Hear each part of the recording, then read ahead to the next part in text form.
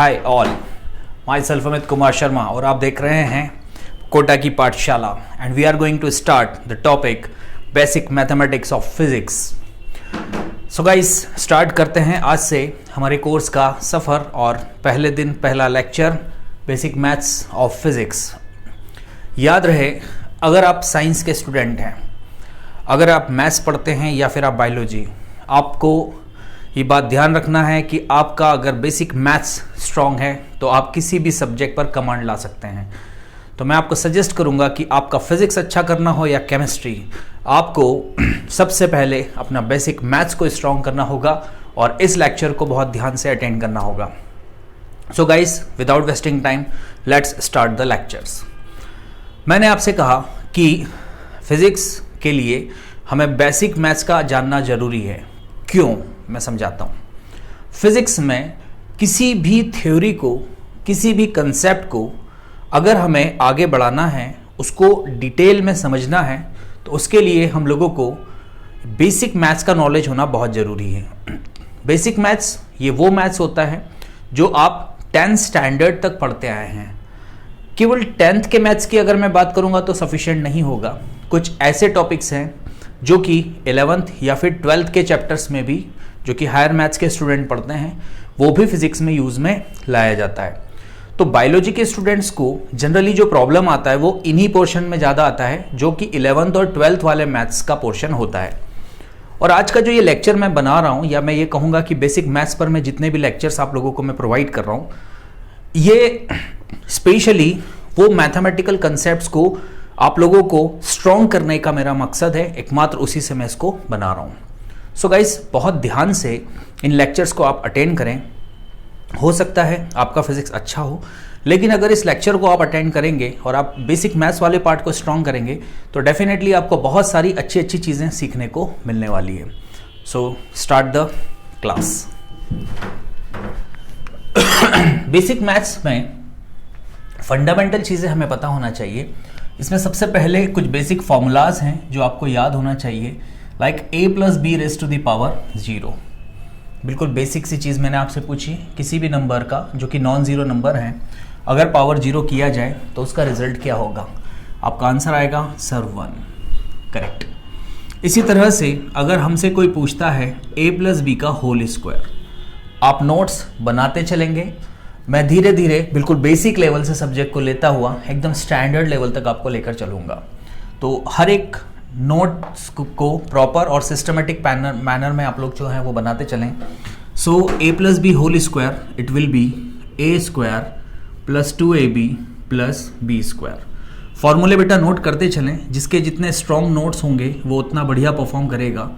a minus B whole square, a square minus 2ab plus B square, a square minus B square, a plus B into a minus B, a plus B plus C whole square.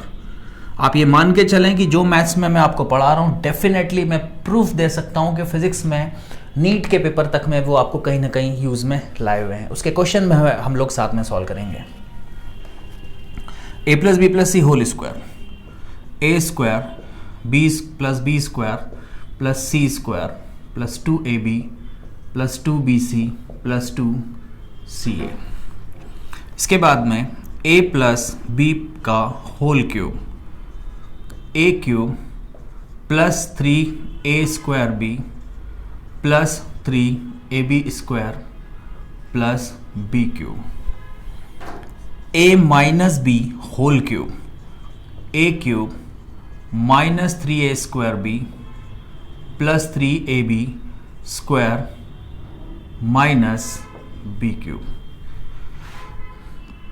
a cube minus B cube, a minus B into a square plus ab plus b square, a cube plus b cube, a plus b into a square minus ab plus B square. मैं आपको time दूंगा पूरा note करने के लिए। आप लोग पहले एक बार इनको सबको रिकॉल कर लीजिए। ये वो फॉर्मूला है जो आप लोग 8th 9th स्टैंडर्ड में देख चुके हैं, बट एक बार इनको हम पूरी तरह से नोट करेंगे। आप इसको देखते चलें। ये तो है वो फंडामेंटल फॉर्मूले जिसकी हमें रिक्वायरमेंट होगी। इसके अलावा हम लोगों को जो अगली चीज पढ़नी है वो है पॉलिनोमियल्स क्या था। यकीन मानिएगा हर एक चीज आपको यूज में आने वाली है, आइदर नीट के क्वेश्चंस या फिर एम्स के क्वेश्चन तक में। पॉलिनोमियल्स एक तरह का ये फंक्शन होता है, हम इसे f ऑफ x लिखेंगे। आपके दिमाग में एक चीज को डे 1 से सेट कर लीजिए। f of x y axis को भी कंसीडर किया जाएगा। जैसे कोऑर्डिनेट सिस्टम में एक x एक्सिस और एक y एक्सिस होती है, तो कई बार हम y is equals to function of x जो लिखते हैं, तो उसी पॉइंट ऑफ व्यू से अगर हम लोग देखें तो कहीं ना कहीं y is equals to function of x को डायरेक्टली f ऑफ x भी लिखा जा सकता है। तो अगर मैंने बात किया पॉलिनोमियल्स का, तो पॉलिनोमियल अपने आप में एक फंक्शन है a0 x का पावर n, a1 x का power n minus 1, a2 x का power n minus 2 up to an। याद रहे a0 a1 a2 से लेकर an तक जो भी आप देख रहे हैं वो कांस्टेंट्स हैं। ये वो कांस्टेंट है जिनकी वैल्यू कुछ भी दी जा सकती है, जबकि n जो है वो होल नंबर हो सकता है। तो a1 a2 a3 क्या थे? कांस्टेंट थे। कांस्टेंट मतलब जिनकी वैल्यू कुछ भी हो सकती है, और n क्या है? होल नंबर्स में से हम कुछ भी रख सकते हैं। ठीक है, अब पॉलिनोमियल्स के कुछ टाइप्स हम लोग देख लेते हैं। जैसे कि हमें किसी ने बोल दिया f of x is equals to 2x minus 1। आप देख सकते हैं यहाँ पर 2x माइनस 1 एक लीनियर फंक्शन है। क्यों? क्योंकि डिग्री जो है पॉलिनोमियल की वो 1 है। डिग्री का मतलब होता है the highest power of this variable x, that is 1। तो ये हो गया हमारे पास लीनियर पॉलिनोमियल। अगर आप fx को y के फॉर्म में भी लिखें तो कोई फर्क नहीं पड़ेगा, बात बराबर है। ठीक है, इसी तरह से f of x is equals to ax square plus bx plus c। आप देख सकते हैं ये है क्वाड्रेटिक पॉलिनोमियल। क्यों हुआ क्वाड्रेटिक पॉलिनोमियल? क्योंकि यहाँ डिग्री जो है वो हो चुकी है 2। तो डिग्री हो गई है 2, तो ये पॉलिनोमियल हो गया क्वाड्रेटिक। और क्वाड्रेटिक पॉलिनोमियल को ही अगर हम 0 से इक्वेट करते हैं तो हमारे पास बनती है क्वाड्रेटिक इक्वेशन। मैं वापस से दोहरा देना चाहता हूँ, हम एक स्मार्ट रिकैप के साथ आगे बढ़ रहे हैं। ये वो फंडामेंटल चीज़ें हैं जो आप ऑलरेडी जानते हैं, बट हम एक एक बार सबको कवर करके चलने वाले हैं। तो आपको ये सारी चीज़ें भी ऑलरेडी पढ़ी हुई है, लेकिन एक बार एक शॉर्ट रिव्यू हम इसका ले लेते हैं। सो गाइस, क्वाड्रेटिक इक्वेशन में हमने देखा a नॉन ज़ीरो लेना चाहिए, तो हमने बोला a नॉन ज़ीरो लिया तो ये फंक्शन बन जाएगा लीनियर। अगर a को ज़ीरो ले लिया तो a को ज़ीरो ले लिया तो ये फंक्शन बन जाएगा लीनियर। तो इसलिए a क्या होना चाहिए? Non zero. क्वेश्चन में लिखा जाता है कि क्वाड्रेटिक एक्सप्रेशन में a नॉन ज़ीरो है। उसका मतलब हो गया अगर आपने a ज़ीरो किया तो डिग्री 2 खत्म होकर डिग्री 1 बच जाएगा, और फंक्शन क्वाड्रेटिक नहीं रह के वो लीनियर हो जाएगा। तो अगर ये क्वाड्रेटिक फंक्शन है तो क्वाड्रेटिक फंक्शन के बारे में कुछ इन्फॉर्मेशन होना हमारे पास बहुत ज़रूरी है। जैसे कि क्वाड्रेटिक जो है उसको सॉल्व कैसे किया जाता है ये आप अपनी प्रीवियस क्लासेस में देख चुके हैं, यानी कि सॉल्यूशंस ऑफ क्वाड्रेटिक इक्वेशन। मैंने आपसे बोला X square minus 5x plus 6 is equals to 0 को सॉल्व करिए। आपको आता है क्वाड्रेटिक इक्वेशन के रूट्स निकालते हैं। तो या तो आप मिडिल टर्म स्प्लिटिंग करेंगे, इसके फैक्टराइजेशन मेथड लगाएंगे, एक्स स्क्वायर एंड 6 1 जा 6 से 3 2 जा 6 दो पार्ट में 3x माइनस 2x करके आपने मिडिल टर्म को स्प्लिट किया, प्लस 6 इज इक्वल्स टू 0। दो के पेयर बनाकर x कॉमन लिया, x माइनस 3 दोनों में से माइनस 2 कॉमन लिया, again x minus 3 is equals to 0। x minus 3 यहाँ से पूरे में कॉमन आ रहा है, तो x minus 3 and x minus 2 बचा क्या? x माइनस 3 कॉमन लेने पर x minus 2 is equals to 0। और एक बार ये 0 से इक्वेट कर दीजिए, दूसरी बार ये। सिंपल है, या तो ये 0 होगा तो पूरा एक्सप्रेशन 0 हो जाएगा, या दूसरा फैक्टर 0 होगा तो भी एक्सप्रेशन 0 हो जाएगा। तो इसका मतलब x की वैल्यू और तो आइदर 3 और 2 कुछ भी हम रखेंगे, एक्सप्रेशन विल बी 0। तो इसीलिए इनको जीरोस या रूट्स कहा जाता है। तो आप लोगों को क्वाड्रेटिक इक्वेशन को सॉल्व करके रूट्स कैसे निकालना है ये 10th क्लास में पढ़ाया जा चुका है, प्रीवियस क्लास में भी आप पढ़ चुके हैं इसको। सो गाइस, रूट्स कैसे निकालते हैं एक शॉर्ट रिकैप हम लोगों ने देखा, that is the method is known as middle term splitting. इसी को सॉल्व करने के लिए हमारे पास सेकंड मेथड होती है formula method, minus B plus minus under root B square minus 4ac upon 2a। एक बार प्लस और एक बार माइनस साइन लेकर भी आप सेम इक्वेशन को सॉल्व करेंगे तो आप लोगों को सेम ही रूट्स मिलेंगे, लाइक 2 and 3। तो याद रहे a, b और c जो हैं वो एक्स स्क्वायर, एक्स और कांस्टेंट टर्म्स के कोफिशिएंट हैं। जैसा कि एक्स स्क्वायर का यहाँ कोफिशिएंट है 1, तो यहाँ इस क्वेश्चन में a की वैल्यू हो गई 1 कंपैरिजन से, b की वैल्यू हो गई, x का कोफिशिएंट b है that is -5 and the value of c it is 6। आप इसको यहाँ पर पुट करिए and finally you will get the answer. तो क्वाड्रेटिक इक्वेशन को कैसे सॉल्व किया जाता है, दोनों मेथड आपको पता है। एक शॉर्ट रिवीजन में हम लोगों ने इसको वापस से देख लिया। आप लोग एक सिस्टमेटिक नोट्स बनाने के लिए वीडियो को पॉज करिए, भले ही आपको ये आता है लेकिन इसको एक और बार नोट कर लीजिए।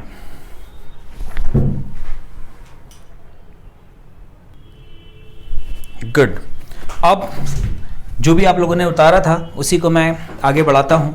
क्वाड्रेटिक इक्वेशन में हम लोगों ने देख लिया कि quadratic equation that expression is equals to 0, a quadratic expression equate with 0, और वहाँ पर a नॉन ज़ीरो लिया गया है। पता है क्यों, बता चुके हैं। अब अगर इस क्वाड्रेटिक इक्वेशन को हम सॉल्व करते हैं और सॉल्व करने के बाद हम देखते हैं कि अगर उसके रूट्स अल्फा और बीटा हैं, जो कि हम निकालना जानते हैं 10th क्लास से, तो बेटा रूट निकालने के लिए फॉर्मूला था minus B plus under root B square minus 4ac upon 2a। This was the formula. इस फॉर्मूले में एक बार प्लस और एक बार माइनस साइन लेते थे, याद से देखिए। मैंने आपसे कहा था क्वाड्रेटिक फॉर्मूले में अभी जस्ट हम लोगों ने देखा था minus B plus minus under root B square minus 4ac upon 2a। तो अगर अल्फा और बीटा इसके रूट्स हैं तो हम निकालते हैं सम ऑफ रूट्स।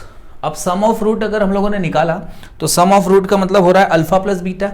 आपने अल्फा और बीटा को जोड़ा तो आप यहाँ पर देख सकते हैं कि आपने एक रूट प्लस साइन से मान लिया, दूसरा माइनस साइन से मान लिया, तो minus B plus under root D upon 2a। मैं इसे डी क्यों बोल रहा हूँ, क्योंकि डिस्क्रिमिनेंट आप पढ़ चुके हैं प्रीवियस क्लास में, आपको पता है discriminant is B square minus 4ac।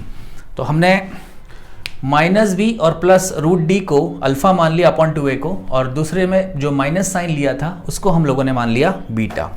एक प्रूफ है छोटा सा, तो यहाँ पर एलसीएम लिया, एलसीएम 2a आता है minus B plus root D, फिर plus into minus minus, plus into minus minus, it is also D. तो प्लस रूट डी से minus root D cancel out हो रहा है, माइनस बी और माइनस बी मिलकर माइनस 2b अपॉन 2a हो रहा है। 2 से 2 यहाँ पर आप कैंसल आउट कर दीजिए, आपके पास बचता है माइनस बी अपॉन ए। और इस तरह से, जो कि आप 10th क्लास से थ्योरी जानते हैं कि अगर आपसे कोई सम ऑफ रूट्स पूछता है तो ये होता है माइनस बी अपॉन ए। तो हमें पता है alpha plus beta minus B upon A होता है। इसका एक छोटा सा प्रूफ यहाँ पर आपके सामने, इसको नोट कर लेंगे आराम से। सिमिलरली अल्फा इंटू बीटा वही हम करेंगे, एक प्लस और एक माइनस वाला साइन के साथ दो डिफरेंट रूट्स का प्रोडक्ट कर देंगे, और प्रोडक्ट करने पर हमारा फॉर्मूला लगेगा a plus B into A minus B. मैंने सबसे पहले ही आपको अभी फॉर्मूला पढ़ाया था, वही यहाँ पर सीधे अप्लाई हो रहा है। इसको अल्फा मान लीजिए, alpha plus beta and alpha minus, या कुछ और टर्म मान लीजिए capital A plus B into capital A minus B, तो A square minus B square. तो सेम थ्योरी लगाने पर अपने आप प्रोडक्ट ऑफ रूट जब आप निकालिएगा तो आंसर आएगा आप लोगों के पास c अपॉन ए। तो याद रखें, इस तरीके से हम लोग जो हैं वो क्वाड्रेटिक के कुछ फंडामेंटल इन्फॉर्मेशंस को अपने पास रखेंगे। इसकी ज़रूरत हमको फिजिक्स में पढ़ने वाली है। आपको लिखने के लिए मैं टाइम दूंगा, आप जल्दबाजी न करें, इसको सामने रखिए। और अब हम चलते हैं कुछ नई इन्फॉर्मेशंस पर। याद रहे, मैं आपको वो सारे कंसेप्ट पढ़ा रहा हूँ और उनको एक इंट्रोडक्टरी पार्ट तक आपको लेकर जा रहा हूँ जो कि फिजिक्स के लिए रिक्वायर्ड होगा। सो गाइस, यहाँ तक आने के बाद मैं अब आपको NCR और NPR के बारे में इंफॉर्मेशन देता हूँ। यहाँ C फॉर कॉम्बिनेशन हो रहा है एंड P फॉर परम्यूटेशन हो रहा है। एक्चुअली NCR अगर मैं फॉर्मूले के मॉड में देखूं तो n factorial upon n minus r factorial into r factorial होगा। आपके लिए एक नई टर्मिनोलॉजी रोल में आ चुकी है, that is the factorial.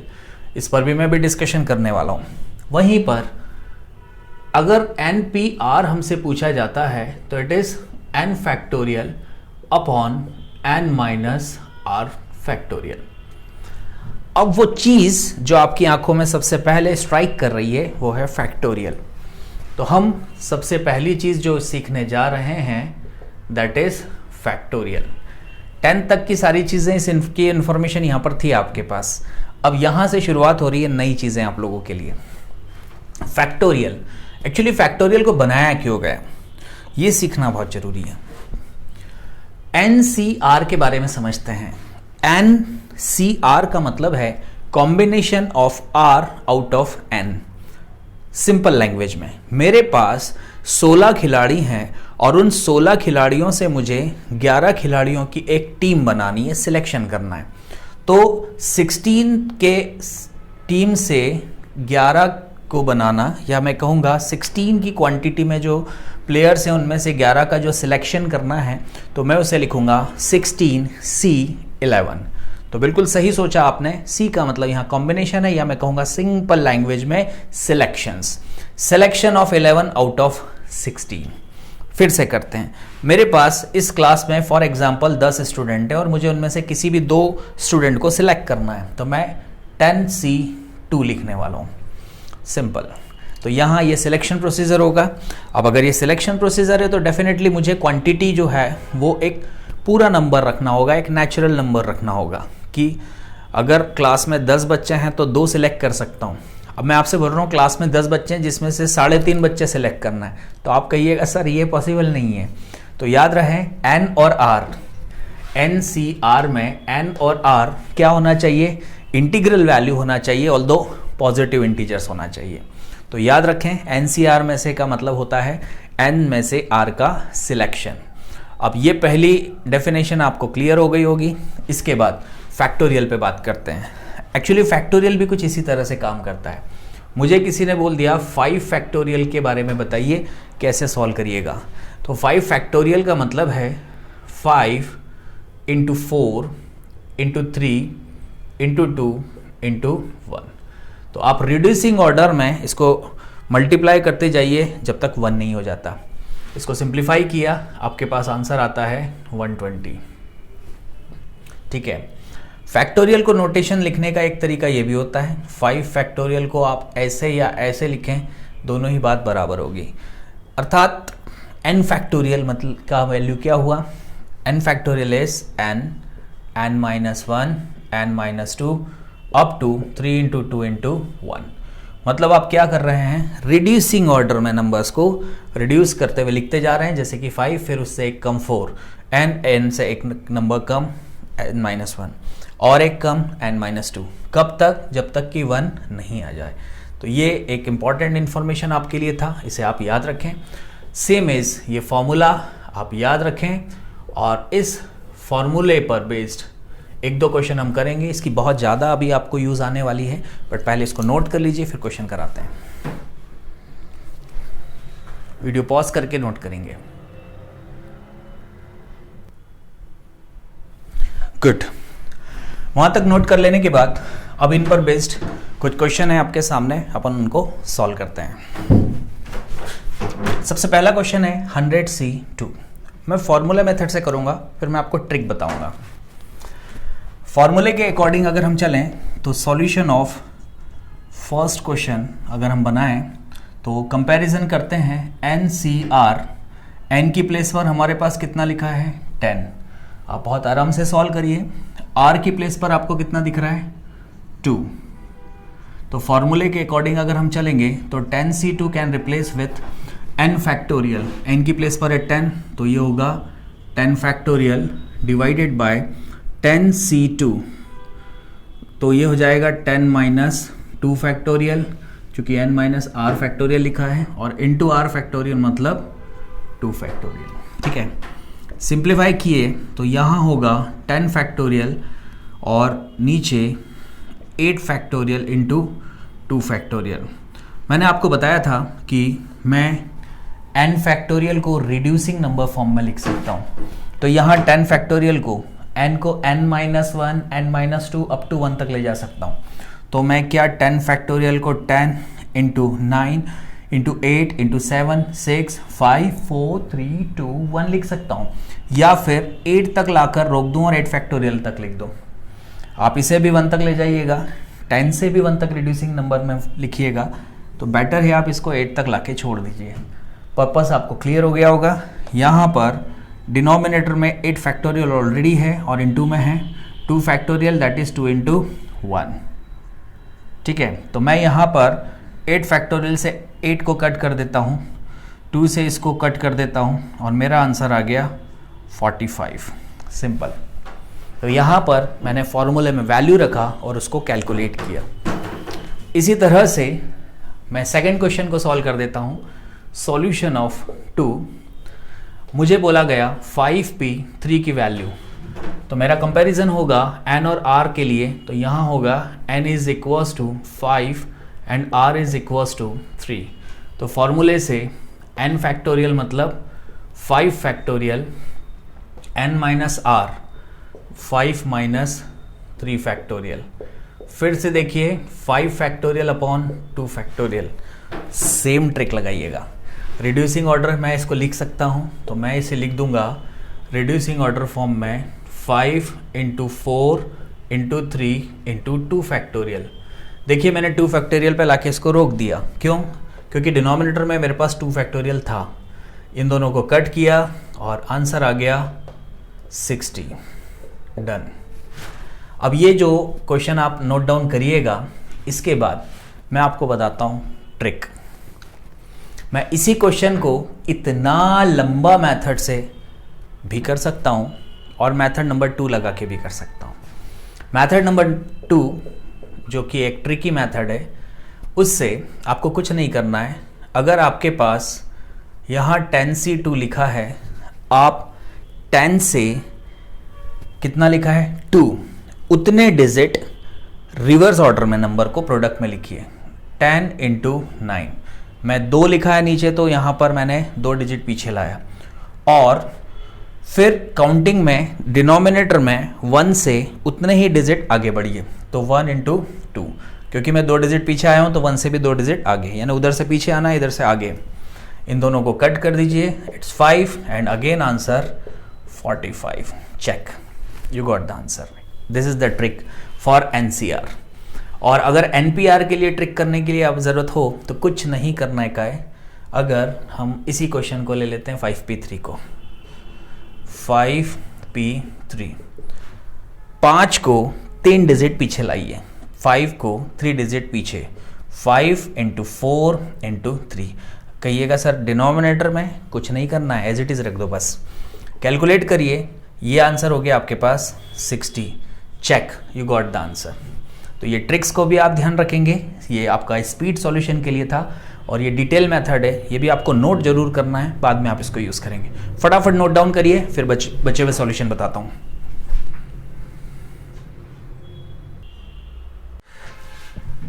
Okay good. तो इसके आगे हम लोग लेते हैं अब क्वेश्चन नंबर 3। तो क्वेश्चन नंबर 3 में हमारे पास है 100C2। 100C2 को हम क्या लिखेंगे, अभी आपको ट्रिक बताया, 100 इंटू 99, 2 डिजिट पीछे लाइए और इसको 2 डिजिट 1 से आगे ले जाइए। तो यहाँ से आप इसका कैलकुलेशन कर सकते हैं and finally you will get the answer. Cut करके, है ना, ये हो गया 50 and finally you can get the multiplication. अब इसके बाद आते हैं फोर्थ क्वेश्चन के ऊपर। फोर्थ क्वेश्चन है हमारे पास 100C98। 100C98 जैसे ही सामने आता है तो आप कहिएगा कि सर 100C2 में तो आपने 2 डिजिट पीछे लिया, तो अब 100C98 में क्या आप 98 डिजिट पीछे ले जाएंगे क्या? तो ऐसा नहीं है। इसके लिए एक प्रॉपर्टी है जो हम यूज कर सकते हैं, that is NCR is also equals to NCN minus R। NCR को NCN माइनस R लिखा जा सकता है, आप इसको प्रूव भी कर सकते हैं फॉर्मूले में पुट करके। तो अगर ऐसा हम कर सकते हैं तो इसका मतलब आप 100C98 को 100 सी 100 माइनस 98 लिख लीजिए according to that formula. Okay, तो इस तरह से आप इसे 100 सी दिस इज 2 भी लिख सकते हैं एंड ये वाला आंसर आपका वापस से सेम इससे मैच कर गया।